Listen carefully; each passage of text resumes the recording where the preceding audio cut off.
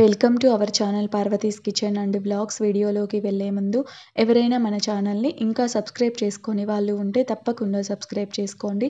అలాగే వీడియో నచ్చితే తప్పకుండా లైక్ కూడా చేసేయండి. ఇక లేట్ చేయకుండా అయితే వీడియోలోకి వెళ్ళిపోదాం. ఈరోజు అయితే నేను మన కిచెన్లో ఒక సింపుల్ రెసిపీని మీకు చూపించబోతున్నాను.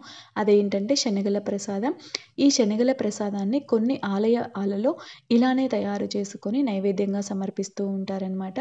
కొన్ని ఆలయాలలో ఇలానే చేస్తారు. మీరు కూడా అయితే తప్పకుండా ఇలా ఒకసారి ట్రై చేసేయండి. అలాగే ఇవి ఈవినింగ్ స్నాక్స్ టైంలో కూడా తినేసేయొచ్చు. మంచి ప్రోటీన్ ఫుడ్ కాబట్టి తప్పకుండా ఈవినింగ్ స్నాక్స్ టైంలో కూడా తీసుకోవడానికి ట్రై చేయండి. అలాగే ఎలాగో వినాయక చవితి వచ్చేస్తుంది కాబట్టి ఇలా శనగల ప్రసాదం చేసేసి మీ ఇంట్లో వినాయకుడికి నైవేద్యంగా సమర్పించేయండి. ఇక లేట్ చేయకుండా ప్రాసెస్‌లోకి వెళ్ళిపోదామా? ముందుగా అయితే శనగలని ఒక 5, 6 గంటల పాటు బాగా నానబెట్టి పెట్టేసుకోవాలి. చూసారు కదా! ఇలా బాగా నానబెట్టి పెట్టేసుకోండి. బాగా నానాలి ఇవి. కొంచెం మీరు మార్నింగ్ చేసుకోవాలనుకుంటే నైట్ నానబెట్టుకోండి ప్రసాదంలా చేసుకునేటప్పుడు. ఈవినింగ్ స్నాక్స్ టైంలో తినాలనుకునే వాళ్ళు మార్నింగ్ నుంచి ఆఫ్టర్‌నూన్ మధ్యలో అలా నానబెట్టుకున్నా కూడా సరిపోతుంది. ఇవి బాగా నానిన తర్వాత ఒకసారి నీట్‌గా వాష్ చేసేసి ఇలా శనగలు అలాగే తగినన్ని వాటర్ కూడా కుక్కర్‌లోకి వేసేసుకుంటున్నాను. తగినంత సాల్ట్ కూడా వేసేసుకోండి. వాటర్ మరీ ఎక్కువ వేయకుండా తగినన్ని వేసేసుకోండి. లేదు అంటే పైకొచ్చేస్తాయి వాటరు. ఇలా తగినంత సాల్ట్ వేసేసి మూత పెట్టేసి ఒక 4 విజిల్స్ వచ్చే వరకు అలానే స్టవ్ మీద పెట్టేసేయండి. స్టవ్ వెలిగించేసి 4 విజిల్స్ అయితే పెట్టేసాను. తర్వాత బాగా విజిల్ పోయిన తర్వాత స్ట్రెయినర్‌లో వేసేసాను. వాటర్ అన్నీ వెళ్ళిపోయాయి. ఇలా ఉడకాలనమాట. ఇలా మెత్తగా అయ్యే వరకు ఉడికించుకోండి గట్టిగా లేకుండా. ఇంకా పోపు పెట్టేద్దాం. దానికోసం స్టవ్ వెలిగించేయాలి. వెలిగించేసి కడాయి పెట్టి అందులో ఆయిల్ వేసేసి ఆవాలు, జీలకర్ర వేసుకోవాలి.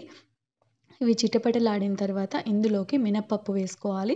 ఆల్రెడీ శనగలే కాబట్టి కొందరు శనగపప్పు వేయరు. టెంపుల్స్‌లో అలా ప్రసాదంలా చేసేటప్పుడు ఎండుమిరపకాయలు కూడా వేసేసుకోవాలి. కొంచెం ఇంగువ కూడా వేసుకోవాలి. ఇక్కడైతే కొన్ని ఆలయాలలో చెప్పాను కదా! ఇలానే చేస్తారు. కరివేపాకు, పచ్చిమిర్చి అవి వేయకుండా ఇలా చేస్తారనమాట.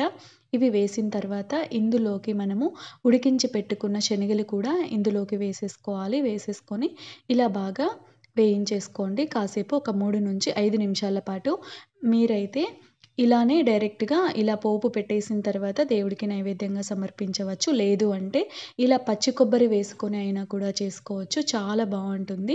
టేస్ట్ ఇంకా పెరగాలి అనుకుంటే ఇలా పచ్చి కొబ్బరి తురుము కూడా వేసేసుకోండి. చాలా బావుంటుంది. ఇలా అయినా కూడా చేసి దేవుడికి నైవేద్యంగా సమర్పించవచ్చనమాట. ఇలా ఇది వేసిన తర్వాత కూడా పచ్చి కొబ్బరి వేసిన తర్వాత కూడా ఒక 3-5 నిమిషాల పాటు వేయించేసుకోండి. బావుంటుంది టేస్టు. అలానే కలిపి ఆఫ్ చేసేయకుండా కాసేపు వేయించుకుంటే బావుంటుంది. మామూలుగా ఆలయాలలో పెట్టేటప్పుడైతే పచ్చిమిర్చి అలాగే కరివేపాకు అలా ఎక్కువగా వేయరనమాట. కొన్ని ఆలయాలలో ఇలానే చేస్తారు. మీరు కావాలనుకుంటే అవి కూడా వేసుకొని చేసుకోవచ్చు. అది మీ ఇష్టం అనమాట. మీకు ఎలా నచ్చితే అలా చేసేసుకోండి. చూసారు కదా! ఇంకా ఇలా వేయిస్తే ఇంకా రెడీ అయిపోయింది. ఈ శనగల ప్రసాదం చేయడం చాలా చాలా ఈజీ. అలాగే ఎంతో టేస్టీగా ఇలా పచ్చి కొబ్బరి వేసుకొని కూడా ట్రై చేసేయండి. టేస్టు చాలా బావుంటుంది. అలాగే ఇలాంటి మరికొన్ని రెసిపీస్ కోసం నా ఛానల్‌ని సబ్స్క్రైబ్ చేసుకోండి.